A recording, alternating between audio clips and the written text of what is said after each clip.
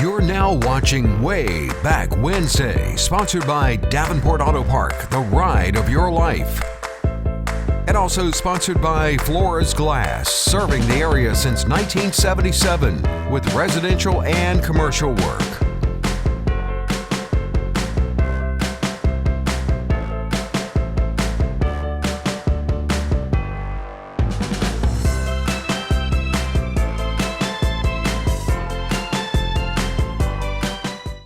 Good evening, friends, and welcome to Wayback Wednesday. I'm Randy Adcox.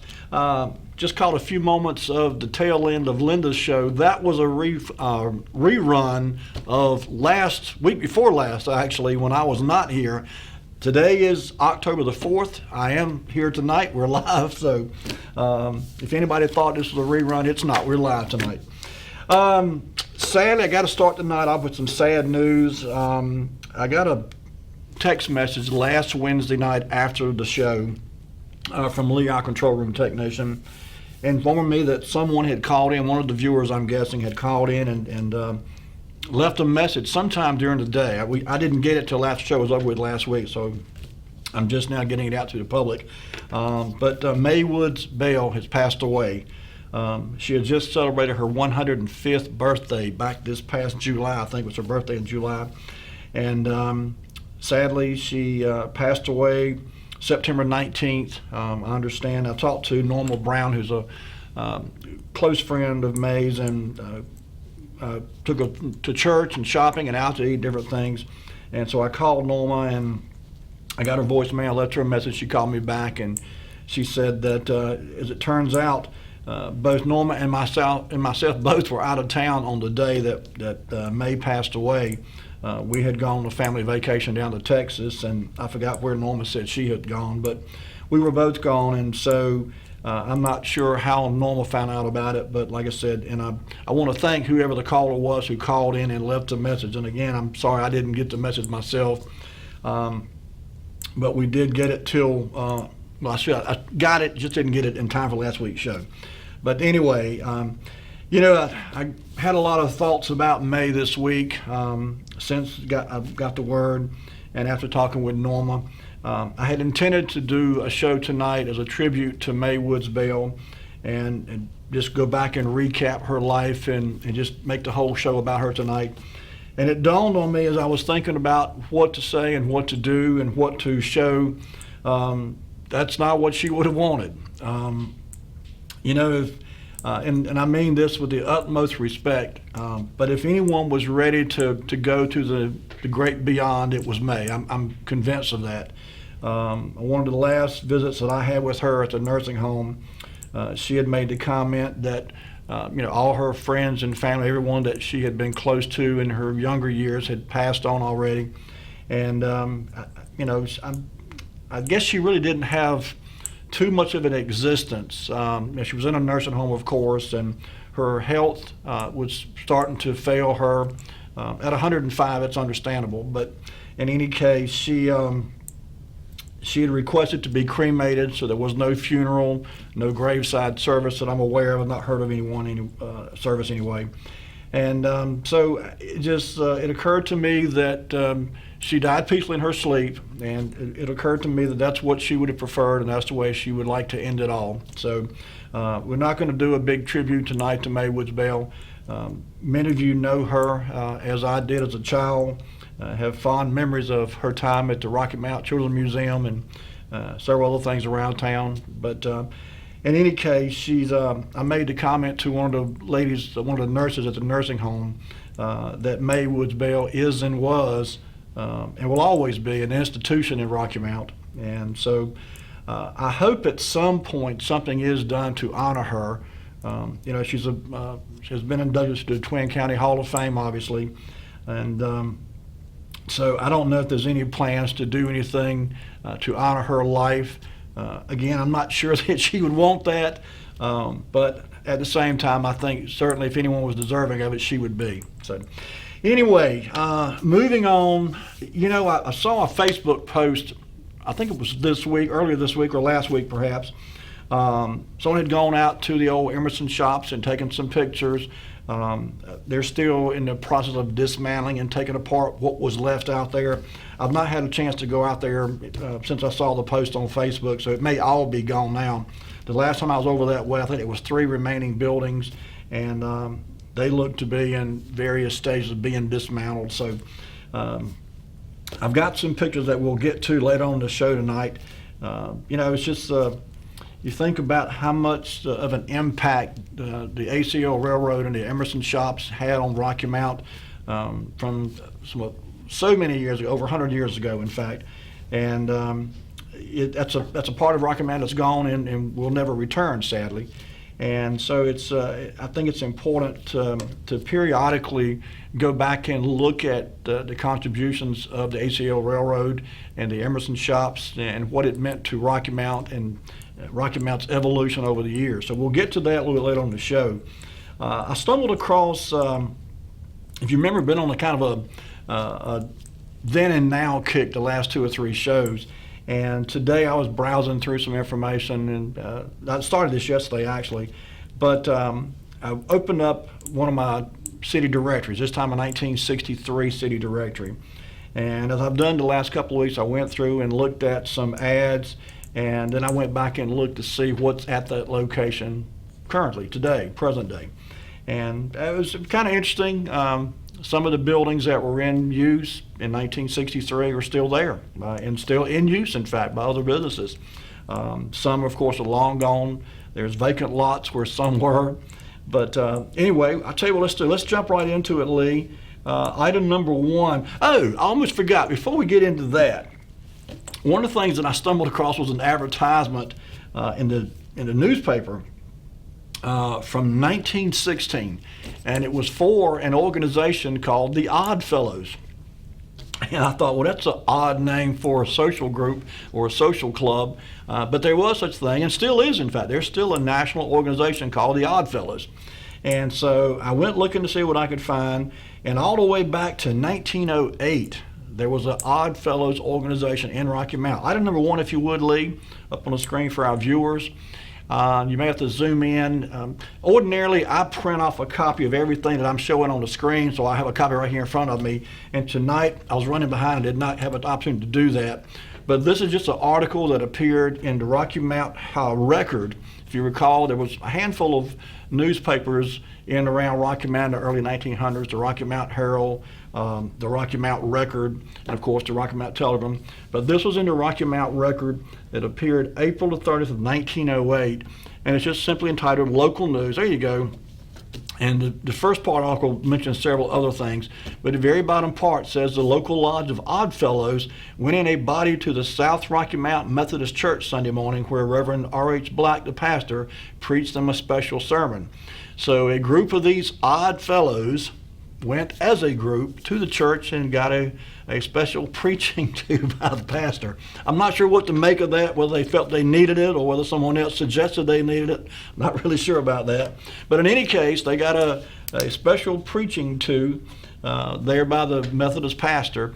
And again, this is April of 1908. So the Odd Fellows were already organized. I'm not sure where they were meeting at that time, but they were an organization. And as it turns out, it's a member. To be a member of that, you also, I guess, affiliated with the larger organization.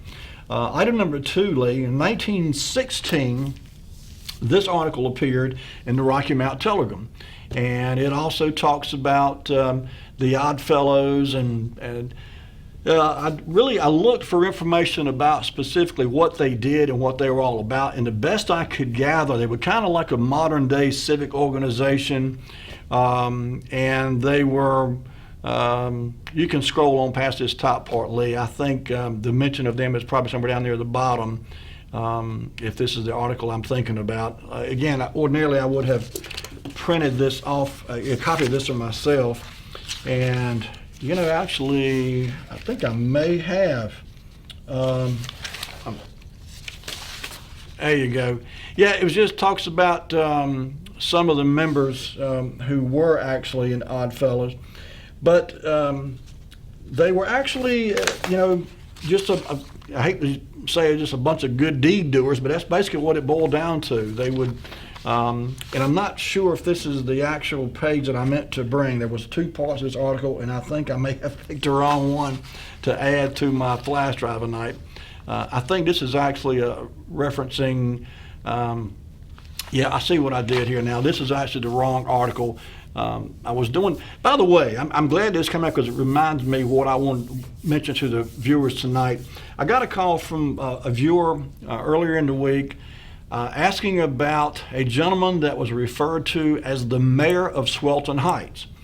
And so I had heard that before. I'd heard somewhere that there was a gentleman that was, I guess at least in local circles, referred to as the mayor of Swelton Heights. Keep in mind, Swelton Heights was never organized into a municipality or a town or a city. It was just a community. But there was a gentleman who lived there and around the Swelton Heights area, and indeed around Rocky Mount. He was referred to as the mayor of Swelton Heights. So I went out looking, trying to find out who that was. And honestly, I was not able to determine for certain. I knew some folks who were in the Swelton Heights community. In fact, James Walker, old retired railroad guy, he's passed away now many years ago, in fact. He was the first man that came to mind because he was jokingly sometimes referred to as an ornery old fellow. And I knew James, and I don't know that he would necessarily fit the bill of being an ornery old fellow. But in any case, if anyone knows who was the man who was identified, at least locally, as being the mayor of Swelton Heights, give me a call. 407-1111 is the number, and I'll make a note in my records. But I did look in earnest. I went through several of the books that I've got on my bookshelf, and I've seen that somewhere. I've read somewhere about a gentleman who's referred to as the mayor of Swelton Heights, but so far I've not been able to put my finger on it. So I'll keep looking, and as soon as we find out, I'll relay it to you, the viewers. So anyway, but the Odd Fellows, as I said, were a national organization, and still are. They're still in existence. Item number 3, Lee. This is actually a web page, a copy of a web page, and you see there the Independent Order of Odd Fellows, and they, like I said, they've got groups all over the country, and you can actually go to their website online. I think it's oddfellows.org, if I'm not mistaken, and it tells a little bit about what they do. This is an organization in the Independent Order of Odd Fellows aims to provide framework that promotes personal and social development for members. The degrees in Odd Fellowship emphasize a leaving of the old life and start of a better one, and of helping those in need. The command of the Odd Fellows is visit the sick, relieve the distressed, bury the dead, and what does that say? Educate the orphan. So basically, as I said, they've have a mission, I guess, if they're still in existence. They have a mission to go out and help people. A great organization, I guess, plan, if you will, or mission.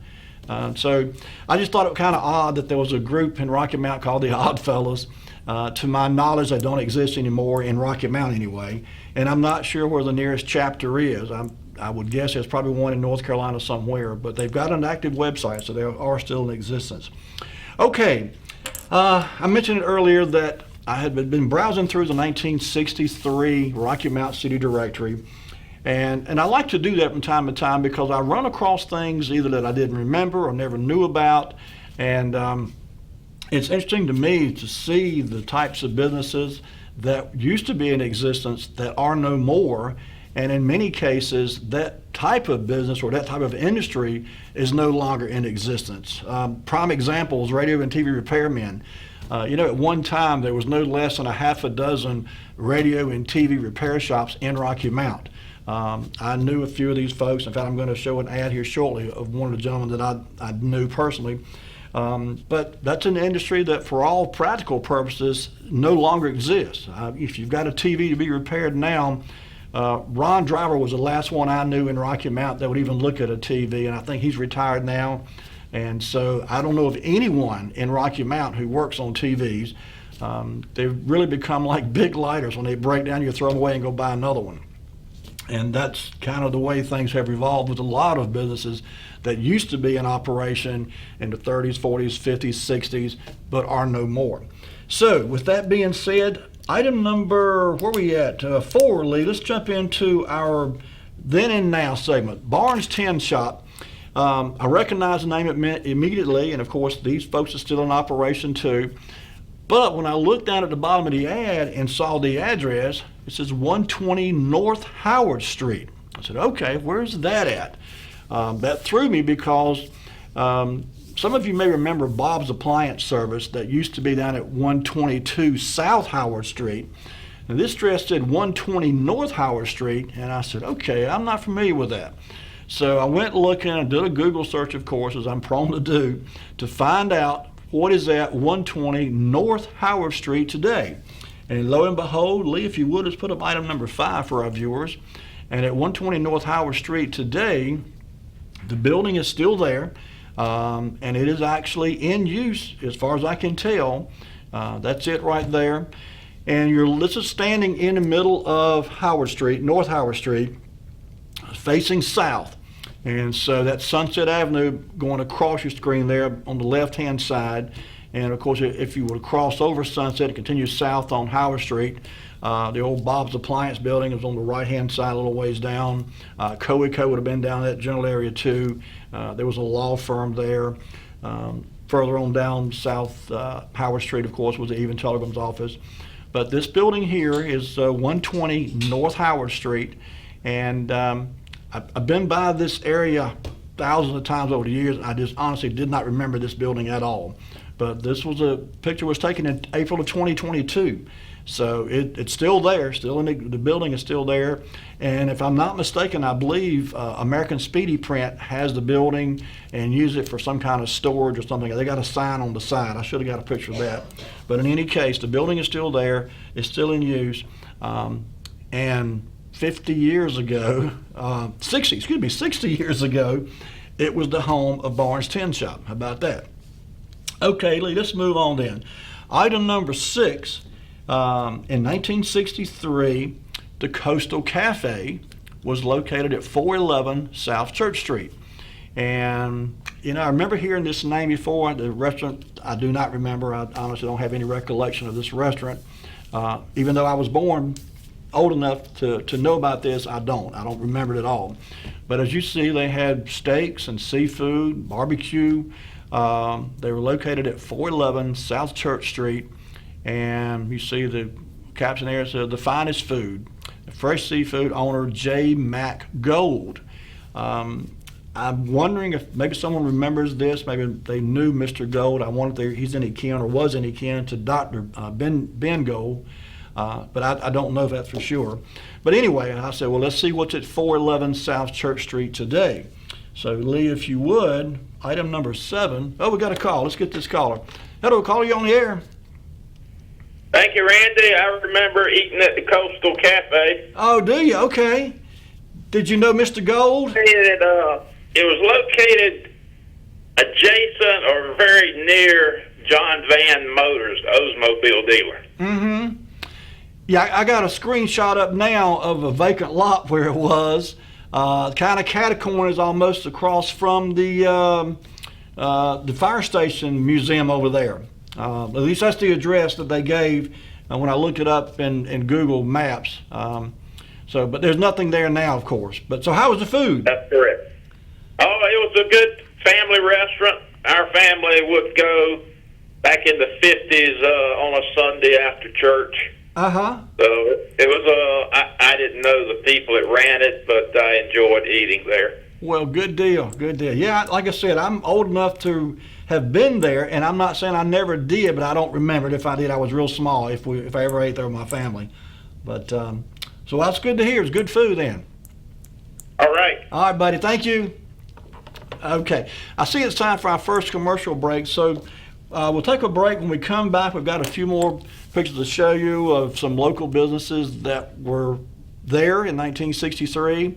Sadly, none of them are in business anymore, and we'll see what was there today, what is there today in that location. Don't go anywhere. We'll be right back with more Wayback Wednesday.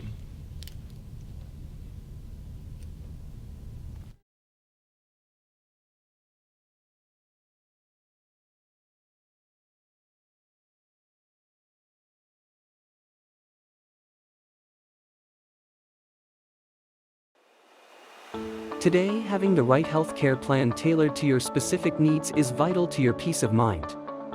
The question is not if you will need the coverage, but when. And when that time comes, you want to be prepared.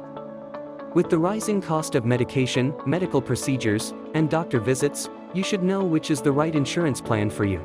From life insurance, affordable health care, to Medicare, there are a lot of insurance options available, and choosing a plan can be overwhelming. Having Gus Tullis as your insurance professional on your side will give you peace of mind, because you will know you are covered with the insurance that meets your needs. Hello, my name is Gus Tullis of Gus Tullis Insurance, and I've been helping people with their insurance needs for well over 20 years. Call me today. I'll answer any question you have. 252-937-6913. Looking forward to hearing from you. I'm Daniel Moss, owner of Cornerstone Funeral Home, and I'd like to invite you and your family to give our family an opportunity to serve you in your time of need.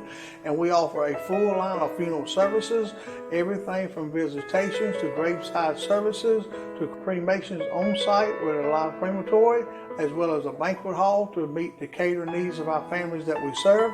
We offer catering service, we offer refreshments prior to visitations and services of our family, and we want to invite you to come and experience the difference here at Cornerstone Funeral Home.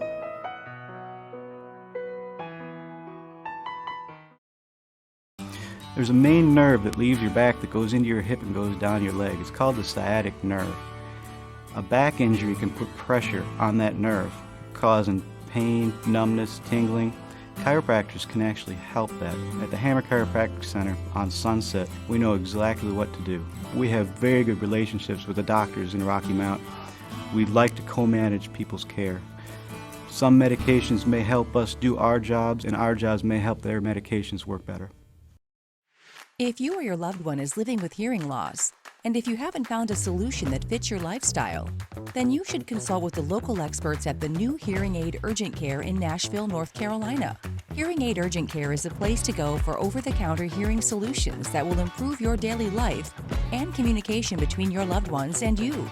Purchasing in our store does not require any prescription or medical recommendation. Our team of experts does recommend a hearing examination so we can help you purchase the correct product for your personal needs. We hold regular listen and learn events so you can ask questions and work with the high-quality products from our vendors to find out what hearing device will best suit you before you buy. Open Friday and Saturday, 11 a.m. to 7 p.m.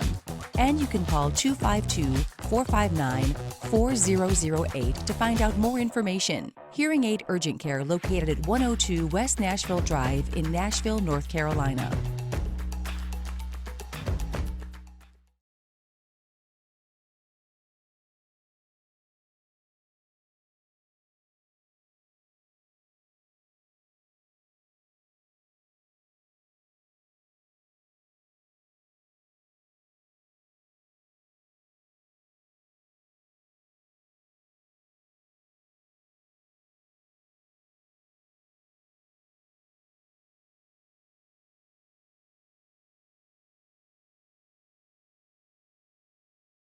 The year is 1963, and I was browsing through the Rocky Mount City directory from 1963 and found a bunch of businesses and looked at the location and thought, I don't remember that being there, so let's see what's there now. And so that's what I did, and we were just looking at the Coastal Cafe location. Like I said, there's nothing there. It's a vacant lot. It's kind of the general area over by the train station, across from as I said, the Fire Museum, there on the corner of Hammond Street and Coastal and Church Street. But anyway, it's always neat to go back and look through these old city directories and look at the business ads and see what's there. So let's jump back into it, Lee. Let's go on to item number 7. I mentioned a little while ago that at one time there were no less than a half a dozen TV repair shops and radio repair shops in Rocky Mount, and one by one have all gone the way of the horse and buggy. Fisher Radio and Television Company. I knew Mr. Fisher briefly. I knew his son, Danny. If I still know Danny, if it matters. Danny's still alive, of course. Mr. Fisher's passed away some years back. But anyway, I did not know this. did not remember exactly where they were located, but I don't remember being at 110 Marigold Street. But in 1963, Fisher Radio and Television was located at 110 Marigold Street. Now that's in the first block coming off of Main Street. If you're off of Main Street onto Marigold Street, headed down toward the post office and past the old R.M. Wilson Junior High School, or the original Rocky Mount High School. But anyway, I said, okay, I wonder what's at 110 Marigold Street today. So Lee, if you would, let's put up item number 9, because today that building is there, and I think this is the same building. I wouldn't bet money on it, but this building looks to be old enough to be, and there's 2 spaces here, obviously. The one to the right is 116. The one to the left is the actual address where Fisher Radio and TV was in 1963. And of course, off your screen to the left there is Main Street. So that kind of give you an idea. You're kind of looking west, coming down Marigold Street up toward Main Street. And and we're kind of in an area there. Across the street would be the old city lunch and that area there. But anyway, this is where Fisher TV was in 1963. I'm not sure how long they were there, but I do remember after a certain amount of time, Mr. Fisher, Danny's father, moved the business to his home over down off Thomas, or on Thomas Street, actually, just before you get to the area where Thomas Street and Sunset Avenue merged together there by the water treatment plant. They live in the block just before you get to that area, actually. If you're coming toward the city lake down Thomas Street, to be on the right, there was a house there. And that's where Danny actually took over his father's business and continued to run the business up until a few years ago when he himself retired and got out of the business. But like I said, I never remembered Mr. Fisher or A. Fisher TV being here, but in 1963, that's where it was. Okay, Lee, let's move on then. Item number 10. In 1963, Gay Yost Funeral Home was located at this address, 805 Fairview Road. Now, if you remember from previous shows, there was this was a merger, I guess, between 2 families, and there was on Howard Street. Ironically, a minute ago talking about Howard Street, there was a gay family that ran a hardware store and a funeral home and all that there on Howard Street. And so at some point, Mr. Gay and Mr. Yost merged forces, I guess, and Gay Yost Funeral Home moved to 805 Fairview Road. I'm not sure when they moved there, but I remember when they were there. And so I thought, okay, well, let's look and see what's there now. So I went to pull up my trusty Google Maps and looked, and lo and behold, today at 805 Fairview Road is the State Employees Credit Union building. The old Gay Yost Funeral Home has been demolished, of course, torn down, and it's pretty nice new building here that's the home now of the State Employees Credit Union, is located on a property that was once occupied by the Gay Yost Funeral Home. And you know, I've never been a big fan of funerals for obvious reasons, but I must say I've been to a few funerals at Johnson Funeral Home, and of course more recently at Wheeler Woodruff, and the one over in Nashville. I'm drawing a blank, the one in Nashville.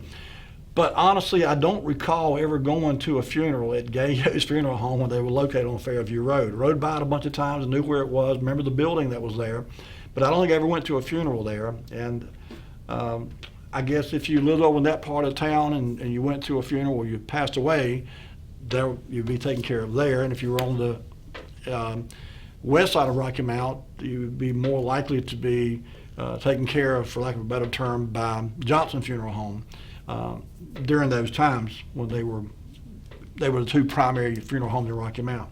Obviously, there are more choices now and different operations going on. But anyway, okay, I mentioned that at one time there was a gay's funeral parlor down on Howard Street. There was also a gay's hardware. And I think the same, if I'm not mistaken, I think the same family owned both.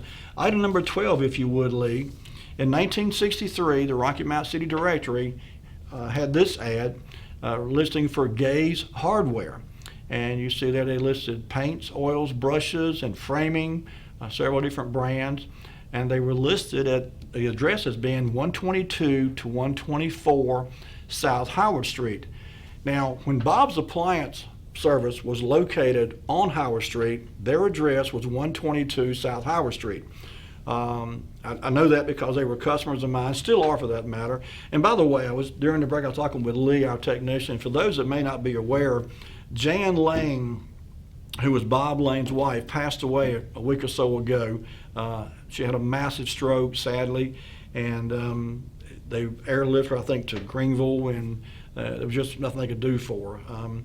I've known Jan and Bob for more than 30 years. They were both great people. They were really good customers of mine, and still are. I still do their computer work. Bob and Jan, not too long ago, probably a year ago, had retired from the business, and their daughter Kristen had taken over the business, and she still runs the business now.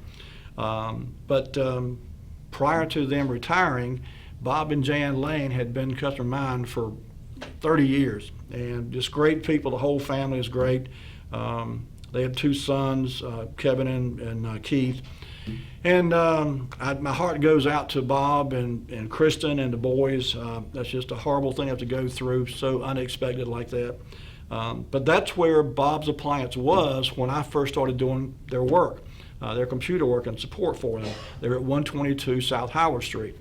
And so if you remember, it's been, golly, probably, I don't know, 7, 8, maybe 10 years ago now, that space at 122 South Howard Street burned to the ground. It burned up. And Bob told me himself what happened. He was in there working one afternoon and he was doing something with an acetylene torch.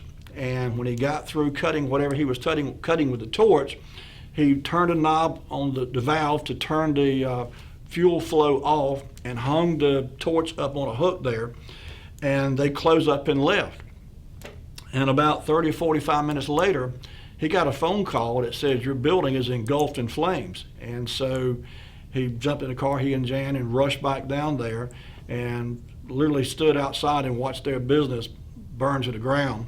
And what they later determined had happened was when he went to turn off the gas on the acetylene torch, he didn't turn it far enough to turn it completely off. It had a very, very small flame still burning, and he didn't realize that. So when he hung it over the hook, the nozzle came back and laid against itself. The hose and nozzle came around and it was touching the same hose, and there was just enough flame still burning that it burned a hole through that hose. And it took about probably 30 minutes, long enough for Bob and Jan to lock up and get going and get home. But when that acetylene torch burned through that hose, if you can imagine, it was just spraying fire all over the place. And so it did. It burnt the place up. And it was, of course, it was an accident. Nobody intended for it to burn up. And then Bob and Jan moved from there, and they got flooded. They went through a major flood. They've had a rough go of it, but they've been very successful in business too. That business has done very well, and they're both great people. And I was just so saddened to hear Jan had to deal with this and the whole family. But anyway, so 122 South Howard Street, Lee. Item number 13, if you would. This was a location, and there you see, that's the building as it is today. It's been gutted, but when Bob and Jan were running Bob's Appliance there, they had that entire space. You can tell it's two locations there, but they had the whole space. In fact, they owned that building at the time. They had bought that building, and I'm not sure, I've not been by, I got this picture, this is from April of 22. If you look in the upper right-hand corner, the date of the picture there is April 22 of 2022. And so I've not been by there recently, but this was a two-story building, obviously. It was a big open area up top, would have been a great place for an apartment. In fact, I want to say Jan or Bob one told me at some point a prior tenant had actually been living upstairs. They made a living quarter up there. But in any case, as of April 2022, this is what the building looked like. And as I said, this was, in 1963, the location of Gay's Hardware. And I think the actual funeral parlor business, or part of the business, was across the street. This, by the way, this is almost directly across the street from the back door of the old Almond Drug Store, if you remember what that is. Almost directly across the street, a little bit catty-corner, and I think that the Gay's funeral parlor was across the street, a little bit further north, if memory serves me correctly. So anyway, Lee, let's move on then. Item number 14. This ad appeared in 1963 City Directory, Home Savings and Loan Association. And notice the address, 119 North Church Street. Now, keep that address in mind for a couple of reasons. Number one, I'm going to show you another business in a few minutes with the exact same address, 119 North Church Street.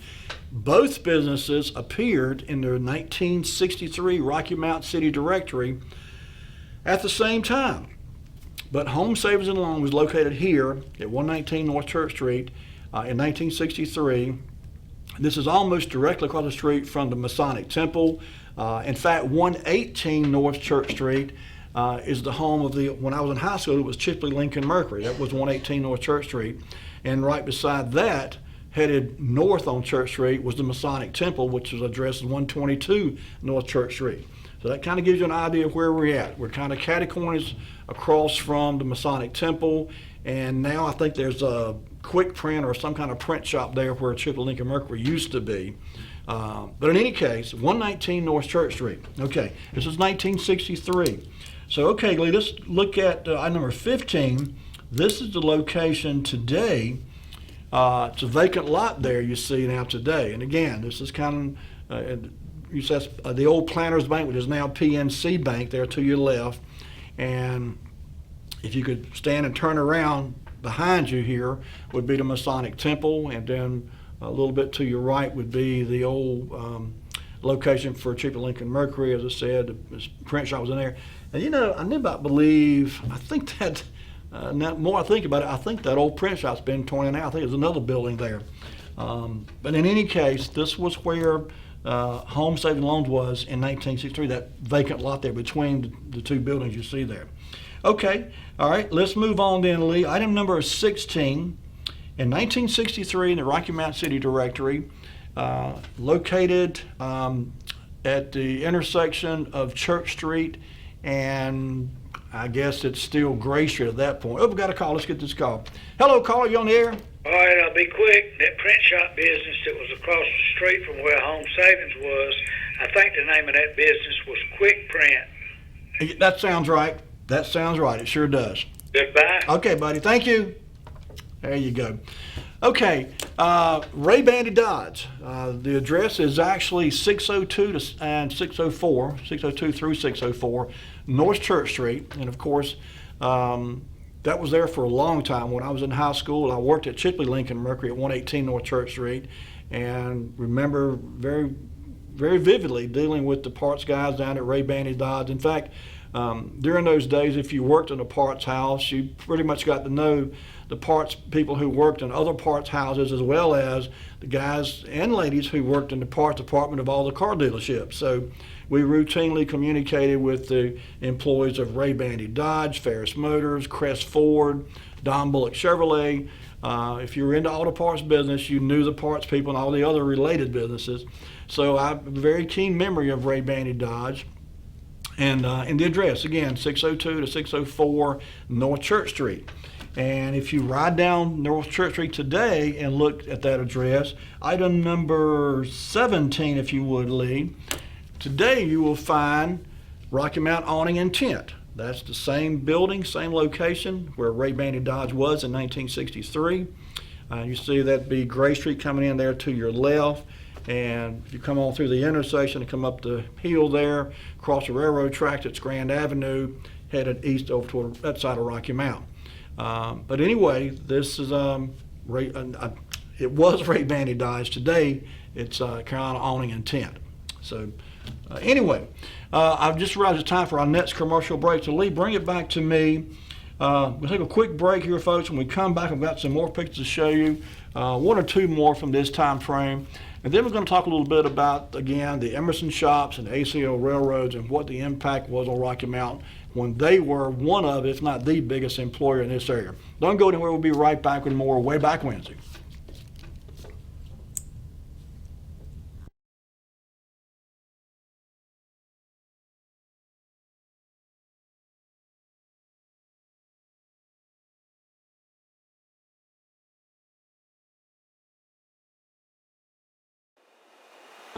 Today, having the right healthcare plan tailored to your specific needs is vital to your peace of mind. The question is not if you will need the coverage, but when.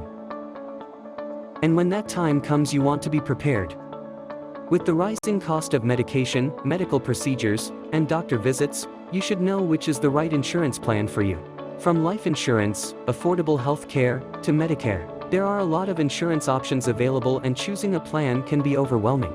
Having Gus Tullis as your insurance professional on your side will give you peace of mind, because you will know you are covered with the insurance that meets your needs. Hello, my name is Gus Tullis of Gus Tullis Insurance, and I've been helping people with their insurance needs for well over 20 years. Call me today. I'll answer any question you have.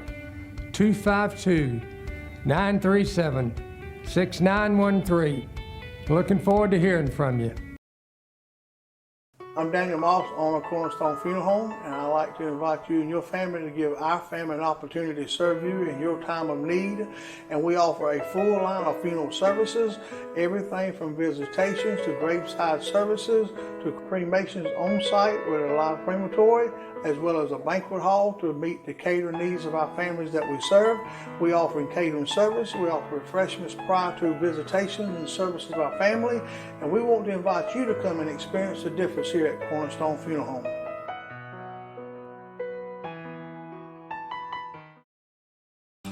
There's a main nerve that leaves your back that goes into your hip and goes down your leg. It's called the sciatic nerve. A back injury can put pressure on that nerve, causing pain, numbness, tingling. Chiropractors can actually help that. At the Hammer Chiropractic Center on Sunset, we know exactly what to do. We have very good relationships with the doctors in Rocky Mount. We like to co-manage people's care. Some medications may help us do our jobs, and our jobs may help their medications work better. If you or your loved one is living with hearing loss, and if you haven't found a solution that fits your lifestyle, then you should consult with the local experts at the new Hearing Aid Urgent Care in Nashville, North Carolina. Hearing Aid Urgent Care is a place to go for over-the-counter hearing solutions that will improve your daily life and communication between your loved ones and you. Purchasing in our store does not require any prescription or medical recommendation. Our team of experts does recommend a hearing examination so we can help you purchase the correct product for your personal needs. We hold regular listen and learn events so you can ask questions and work with the high-quality products from our vendors to find out what hearing device will best suit you before you buy. Open Friday and Saturday, 11 a.m. to 7 p.m. And you can call 252-459-4008 to find out more information. Hearing Aid Urgent Care located at 102 West Nashville Drive in Nashville, North Carolina.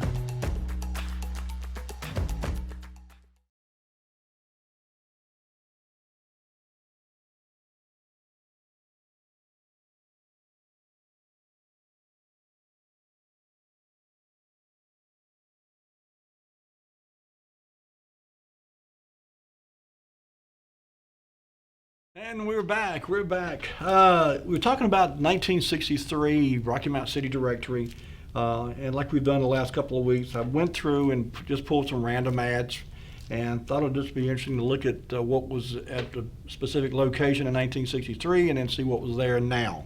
And so that's what we've been doing. Let's jump back into it, Lee. Number 18 in 1963. I mentioned a while ago that there was two places within the 1963 Rocky Mount City Directory that had the same address. The second one, the Home Savings and Loans, was the first. The second one was Standard Insurance and Realty. You see at the bottom there, 119 North Church Street. Now, this really surprised me because I did not remember that they were ever there. My earliest recollection of Standard Insurance and Realty was over on Franklin Street, almost before you get to the intersection of Franklin Street and Hammond Street on the right-hand side there. I think the Rocky Mount, the Red Cross was down there for a while. There was a couple other businesses at that building, but that was my earliest recollection of Standard Insurance and Realty, was being down on Franklin Street. I did not know they were ever at 119 North Church Street, but they were in the same building with Home Savings and Loan in 1963, and that was a bit of a surprise to me. So with that being said, Lee, item number 19, it's almost on the same identical picture we saw a while ago, just a different angle. But on the right you see there's a Masonic temple there. On the left would be in that vacant space between the building you see on your left there and what's now PNC Bank there on the left would be the location where 119 North Church Street would be. And again, in 1963, and I suspect that there were probably other offices in that same building. Maybe somebody remembers going into another business that were in that same building, but at least Home Savings and Loan and Standard Insurance and Realty were both housed in that office there at 119 North Church Street in 1963. And again, that was something that I was totally surprised to find out about. I never knew that Standard Insurance was ever located on North Church Street, but of course they were.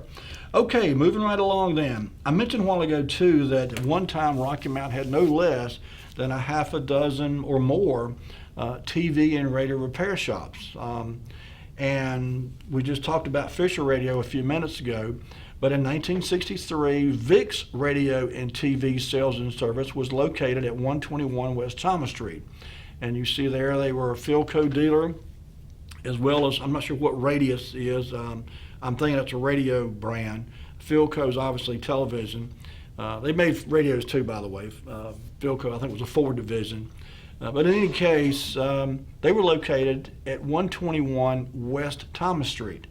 And so I thought, okay, I did not recognize the name, number one. I don't know how long they were there. I don't think they were there very long. I don't know. They may have been there a few years. I just didn't recall. But in any case, when I went to look and see what was at that location today, item number 21, Lee, is the location of 121 West Thomas Street today. And if you look there, what you're seeing directly in front of you across the railroad tracks is a new event center, of course. The Douglas building would be to your far right there, across the tracks. That corner that's empty there was where the dry cleaner's place was for a number of years. And I just went blank. I know the lady's name I'm drawing. I can't, maybe somebody remember her name. She was a Nash County Commissioner too. And I just went completely blank. But anyway, there was a dry cleaner there. And at the 121 West Thomas Street was actually the location for Vic's Radio and TV repair. And again, that was one that was new to me. There were so many that I did remember. Oh, I think we got a call. Hello, caller, you on the air? All right, I'll be quick. The dry cleaning place on the corner that you're trying to recall was where the Cortizing place was. That's right. And what was Mary, what was her last name? I don't know, but at one time when I was a teenage boy, I think the Wells used to run that place. I went to school with their daughters. Yeah, there was Mary Wells. That's who was running that place. They came later. They did. You're right. They came much later. But Mary Wells ran that place, her and her husband, for a number of years. That building's only been torn down in the last year or two, I guess. That's right. Okay, buddy. Thank you. Goodbye. Goodbye. All right. Yeah. But anyway, okay, so let's move along then, Lee. Item number 22. In 1963, Wimberly and Gregory, and this was another surprise to me. I did not remember this either. Wimberly and Gregory was at 116 South Franklin Street. I remember when they were on Sunset Avenue, in two different locations, in fact, on Sunset Avenue.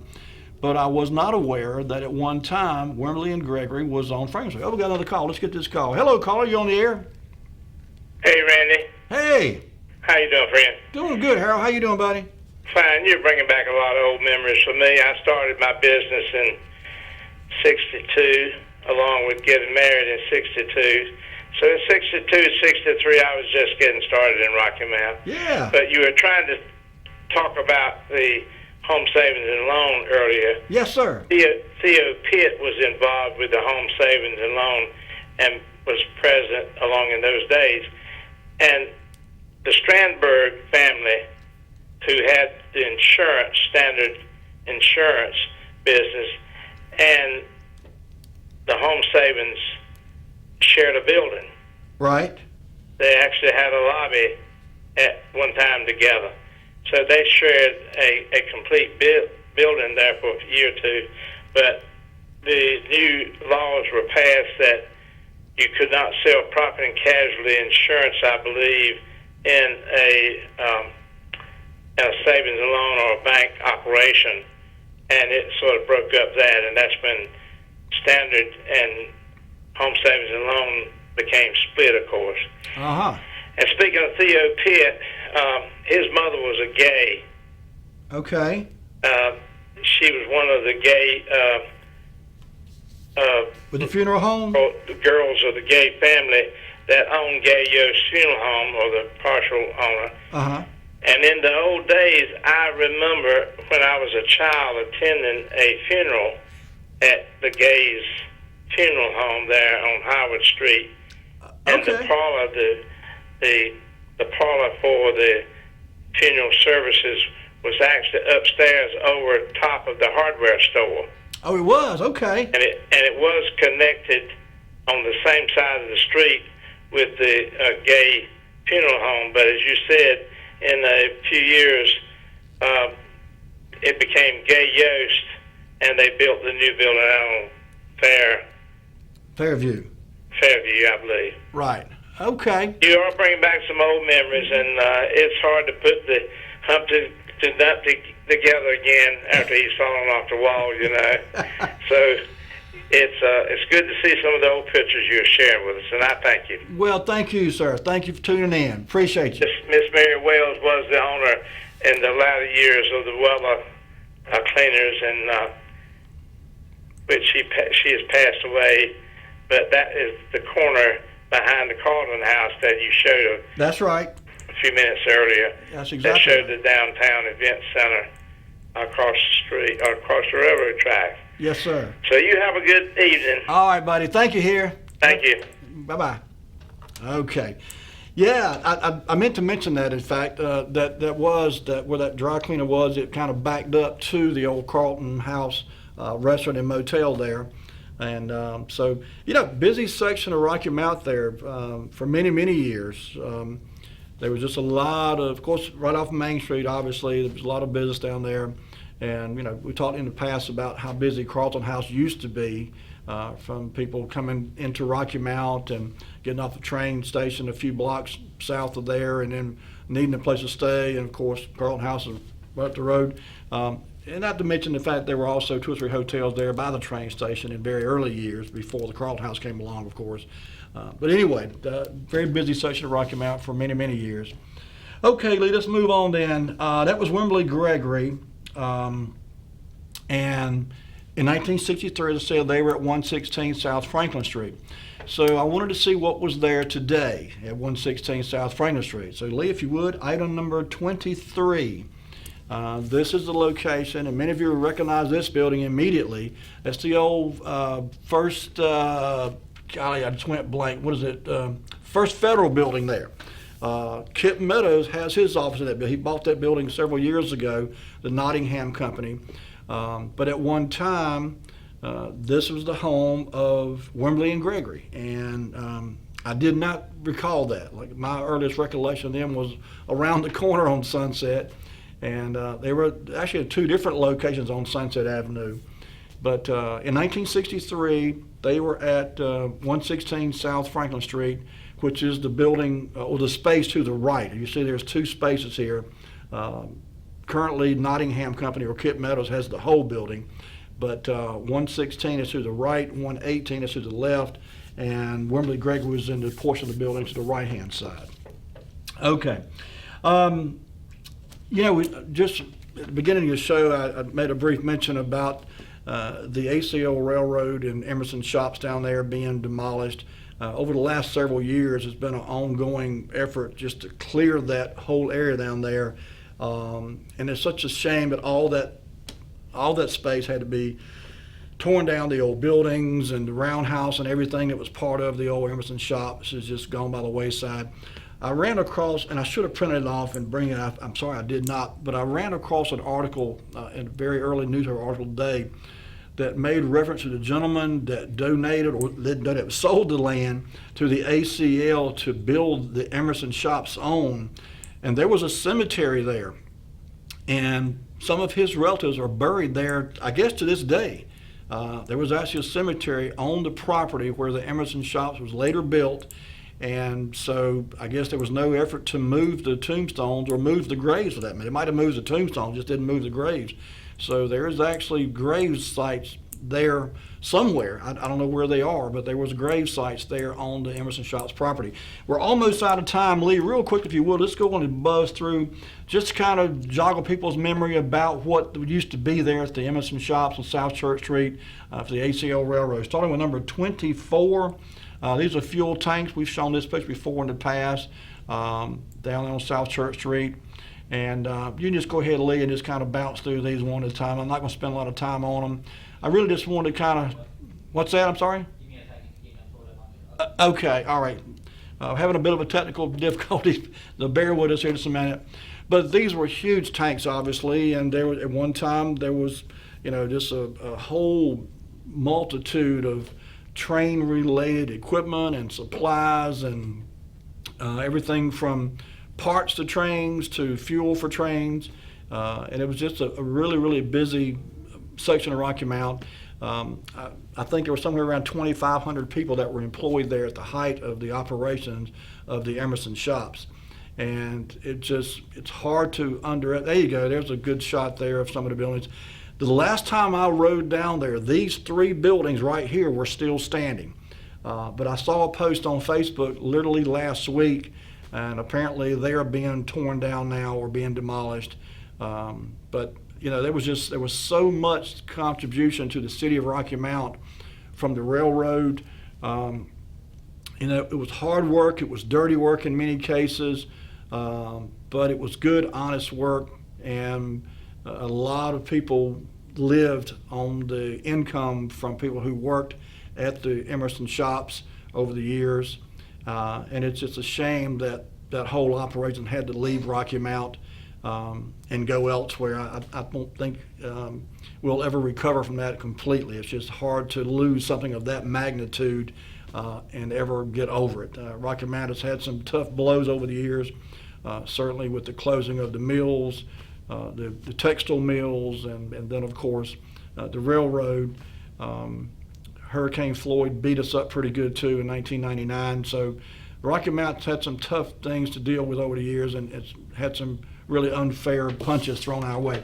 Look at this last call. Hello, caller, you're on the air. All right, I'll be very quick. I know it's the end of your time, but that event down there at the Emerson Shops kind of came unraveled when the dieselization of the American railroads came into existence in 1950. Right. And that's when the Atlantic Coastline Railroad moved its operations from that location down to Waycross, Georgia. I know it's time to go. Goodbye. All right, buddy. Have a good night. Thank you. Okay. Yeah, it's sad that it had to go, but things change, times change, and we were very fortunate to have such a business in Rocky Mount for so many years, and it made a good living for a lot of people for many, many long years, and but it is no more. So with that, we'll have to move on. Folks, thank you so much for tuning in tonight. It's been my pleasure to be with you. Take care of yourself. Have a great week if you would, and be kind to one another. We'll see you next week with more Wayback Wednesday. Good night.